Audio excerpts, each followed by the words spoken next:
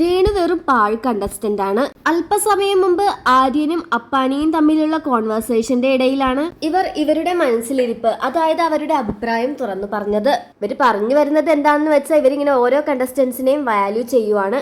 ഇവരുടെ അഭിപ്രായത്തിൽ ഇവർക്ക് ഏറ്റവും നല്ല കണ്ടസ്റ്റന്റ് ആയിട്ട് തോന്നുന്നത് ആദിലയും നൂറയുമാണ്. അവര് കിടിലൻ കണ്ടസ്റ്റന്റ് ആണെന്നാണ് അപ്പാനിയുടെ പക്ഷം. അവർ അഭിപ്രായം പറയേണ്ടടുത്ത് പറയും, ആരെയും ഓവർ ഡിപ്പെൻഡ് ചെയ്യുന്നില്ല, ആരെയും ഇറിറ്റേറ്റ് ചെയ്യാനൊന്നും നോക്കണില്ല. ഇതിൽ ഏറ്റവും വേസ്റ്റ് കണ്ടസ്റ്റന്റ്, അതായത് പാഴ് കണ്ടസ്റ്റന്റ് രേണു ആണെന്നാണ് എനിക്ക് തോന്നുന്നത് എന്നാണ് അപ്പാനിയുടെ വാദം. എന്നിട്ട് പറയേണ്ട രേണുവിന്റെ ഹസ്ബൻഡായ സുധിച്ചേട്ടനെ എനിക്ക് ഭയങ്കര ഇഷ്ടമാണ്. അദ്ദേഹവുമായി ഞാൻ ഒരുമിച്ച് അഭിനയിച്ചിട്ടുണ്ട്. എനിക്ക് ഏറ്റവും അടുത്തറിയുന്ന ഒരു വ്യക്തി കൂടിയാണ്. അതുകൊണ്ട് തന്നെയാണ് എനിക്ക് രേണുവിനോട് ഇത്ര ദേഷ്യമെന്നും. ഒരു പക്ഷെ പുറത്തു നിന്നുള്ള രേണുവിനോടുള്ള ദേഷ്യമായിരിക്കാം അപ്പാനി ഇപ്പോൾ അകത്ത് വന്ന് കാണിക്കുന്നത്. മാനസികമായി ഒട്ടും രേണുവിനെ അക്സെപ്റ്റ് ചെയ്യാനും പറ്റുന്നില്ല.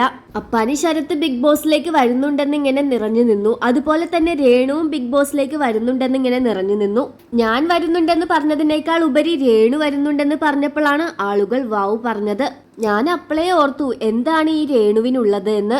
എന്നാൽ ഞാൻ ഇവിടെ വന്നപ്പോഴാണെങ്കിലോ അവര് വെറും വേസ്റ്റ്, പാഴ് വസ്തു, ഒന്നും ചെയ്യുന്നില്ല, വെറുതെ ഉറക്കം മാത്രം.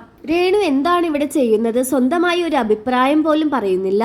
എന്തൊക്കെ കാര്യങ്ങൾ ഇവിടെ ചെയ്യാം, പക്ഷെ ഒരു കുത്തിത്തിരിപ്പ് പോലും രേണു ചെയ്യുന്നില്ല എന്ന്.